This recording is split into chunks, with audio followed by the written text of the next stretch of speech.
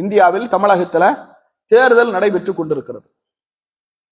இந்த தேர்தல்ல முஸ்லிம் வேட்பாளர்கள் அங்க என்ன செய்யறாங்க, நிக்கிறாங்க.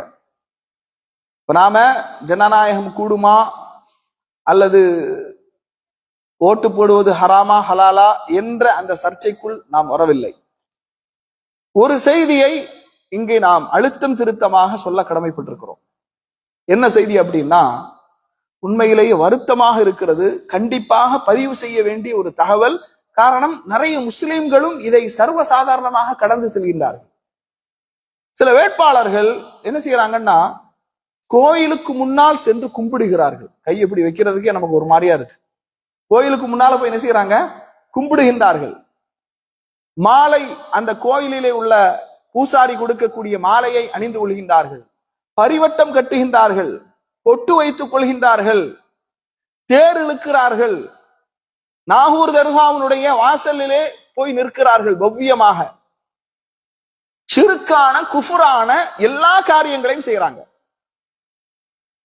என்ன மனோநிலையில் செய்கின்றார்கள் என்றால், நாம அனைத்து தரப்பு மக்களையும் திருப்திப்படுத்த வேண்டும், அனைத்து தரப்பு மக்களுக்குமான பிரதிநிதி என்பதை அவர்களுக்கு உணர்த்த வேண்டும். அதனால ஷிர்கான காரியங்களை, குஃபுரான காரியங்களை செய்வதன் மூலம் நம்ம உள்ளத்துல ஈமான் உறுதியாக இருக்குது, வெளிப்படையாக உள்ளத்துல ஈமான் உறுதியாக இருக்குது. நாம அல்லாஹ்வுக்கு இணை வைக்கல, இறை நிராகரிப்பான எந்த கொள்கையும் உள்ளத்துல இல்ல. ஆனால் வெளிப்படையாக நாம் செய்கின்ற செயல்களின் மூலம் நம்முடைய ஈமானுக்கு எந்த பாதிப்பும் வராது என்று நம்புகின்றார்கள். இது தவறான நம்பிக்கை. இது முர்ஜியாக்களுடைய நம்பிக்கை. யாருடைய நம்பிக்கை?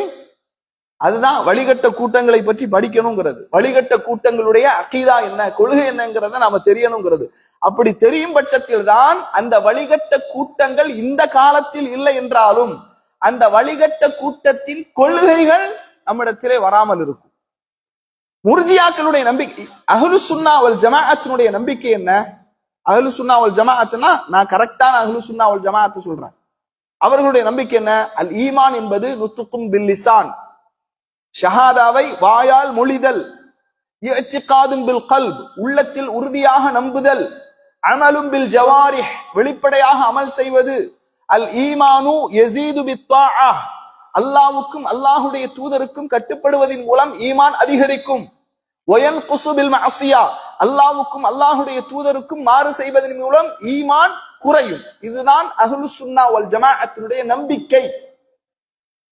ஆனா என்ன இவங்க நம்புறாங்க அப்படின்னா, நாம கோயிலில் போய் கும்பிடுவதனாலோ, சாஷ்டாங்கம் செய்வதனாலோ, பரிவட்டம் கட்டுறதுனாலயோ, தேர் இழுப்பதனாலயோ, அல்லது தர்காவுக்கு போய் முன்னால் நின்று பவ்யமாக அந்த பிரார்த்தனையில் ஈடுபடுவதனாலோ நம்முடைய ஈமானுக்கு எந்த பாதிப்பும் வராதுன்னு நினைக்கிறாங்க. ஈமானுக்கு பாதிப்பு வரும். ஈமான் என்பது உள்ளத்தில் உள்ள அந்த ஈமானோடும் வெளிப்படையான செயல்களோடும் சம்பந்தப்பட்டதுதான் ஈமான் என்பது. ஈமான் என்பது உள்ளத்தில் என்ன நம்பிக்கை ஒரு முஸ்லிமுக்கு இருக்கிறதோ அந்த நம்பிக்கையின் அடிப்படையில தான் அவனுடைய செயல்பாடும் இருக்க வேண்டும். அதுதான் ஈமான். முர்ஜியாக்களுடைய நம்பிக்கை என்ன? உள்ளத்துல ஈமான் இருந்தா போதும், வெளிப்படையாக நாம எந்த செயலை செய்தாலும் நம்முடைய ஈமானை அது பாதிக்காது. இதுதான் முர்ஜியாக்களுடைய நம்பிக்கை, முர்ஜியாக்களுடைய கொள்கை. அஹ்லு சுன்னாவுடைய கொள்கை என்ன? உள்ளத்தில் உள்ள ஈமான் வெளிப்படையாக நாம் செய்கின்ற செயல்களின் மூலமாக நம்முடைய ஈமானுக்கு பாதிப்பு வரும். அதனாலதான் யஸீது பித்தாஅ வயன்குஸு பில் மஅசியா, அல்லாஹ்வுக்கும் அல்லாஹ்வுடைய தூதருக்கும் கட்டுப்படுவதன் மூலமாக ஈமான் அதிகரிக்கிறது, அல்லாஹ்வுக்கும் அல்லாஹ்வுடைய தூதருக்கும் மாறு செய்வதன் மூலமாக ஈமான் குறைகிறது. குஃபுரை செய்து ஷிர்கை செய்து சமூகத்திலே பிரதிநிதிகளாக ஆகி நாம என்ன சாதிக்க போறோம்? அல்லாஹ்வுடைய சமூகத்தை திருப்திப்படுத்தி சமூகத்தினுடைய பிரதிநிதிகளாக நாம ஆகலாம். ஆனால் அல்லாஹ்வுடைய உதவி ஒருபோதும் இருக்காது. ஷிர்கை செய்து குஃபுரை செய்து பிரதிநிதித்துவத்தை அடைந்தால் அல்லாஹ்வுடைய உதவி ஒருபோதும் இருக்காது. அதனால ஷிர்கிலிருந்து குஃபுரிலிருந்து தூரமாக ஒரு முஸ்லிம் இருக்க வேண்டும். அல்லாஹு தஆலா சொல்றான், இப்ராஹிம் அலைஹிஸ்ஸலாத்து வஸ்ஸலாம் அவர்களிடத்திலே உங்களுக்கு அழகிய முன்மாதிரி இருக்கிறது. அவர்கள் தன்னுடைய சமூக மக்களை பார்த்து சொன்னார்கள், இன்னா புராஉ மின்கும் வ மிம்மா தஅபுதூன மின் தூனில்லாஹ் வ கஃபர்னா பிக்கும் வ பதா பைனனா வ பைனகுமுல் அதாவத வல் பக்லா ஹத்தா துஅமினு பில்லாஹி வஹ்தா. உங்களுக்கும் எங்களுக்கு மத்தியில் பகைமையும் குரோதமும் ஏற்பட்டு விட்டது, அல்லாஹ் ஒருவனை மட்டும் நீங்கள் ஈமான் கொள்ளுகின்ற வரை நாங்கள் உங்களையும் நீங்கள் வணங்கிக் கொண்டிருப்பவற்றை விட்டும் தூரமாகிவிட்டோம். உங்களுக்கும் எங்களுக்கும் மத்தியில் பகைமையும் குரோதமும் ஏற்பட்டு விட்டது. ஹத்தா துஅமினு பில்லாஹி வஹ்தா, அல்லாஹ் ஒருவனை மட்டும் நீங்கள் ஈமான் கொள்ளுகின்ற வரை. இந்த அல் வலா வல் பரா, நேசித்தலும் பகைத்தலும் எதன் அடிப்படையில் இருக்க வேண்டும் என்ற இந்த கொள்கை பாடம் சமூகத்திற்கு போதிக்கப்பட வேண்டும். இந்த கொள்கை பாடம் சமூகத்திற்கு போதிக்கப்படாத காரணத்தினால்தான் இந்த செயல்கள் எல்லாம் இன்றைக்கு நடைபெறுகிறது. ஷிர்க்கையும் குஃப்ரையும் சர்வ சாதாரணமாக இந்த சமூகம் கடந்து செல்கின்றது. சில பேரு ஹெச் ராஜா, வானதி ஸ்ரீனிவாசன், இவங்க எல்லாம் நோய்வாய்ப்பட்ட உடனே அவங்களுக்கு எல்லாம் துவா செய்யறாங்க. அல்லாஹ் அவர்களுக்கு உடல் ஆரோக்கியத்தை கொடுக்கட்டும், அல்லாஹ் அவருக்கு அவங்களுக்கு என்ன செய்யட்டும், அவர்கள் மீண்டும் எழுச்சி பெற்று அரசியல் களத்திலே. ஆமா, அவங்க எல்லாம் ரொம்ப முஸ்லிம்களுக்காகவும் இஸ்லாத்திற்காகவும் ரொம்ப பாடுபட்ட மக்கள். கண்டிப்பா உடல் ஆரோக்கியத்துக்கு வேண்டி துவா செய்ய வேண்டியதுதான்.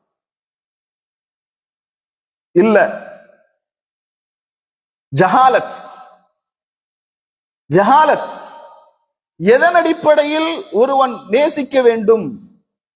அல் வலா வல் பரா, நேசித்தலும் பகைத்தலும் எதன் அடிப்படையில் இருக்க வேண்டும்? இது இந்த கொள்கை பாடம் சமூகத்திற்கு சென்றடையவில்லை.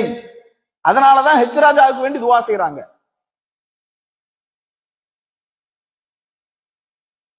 முஸ்லிம்களுடைய நம்பிக்கை எப்படி இருக்கணும்? யாரெல்லாம் இந்த மார்க்கத்தை அழிக்க துடுக்கின்றார்களோ அவர்கள் அழிய வேண்டும்.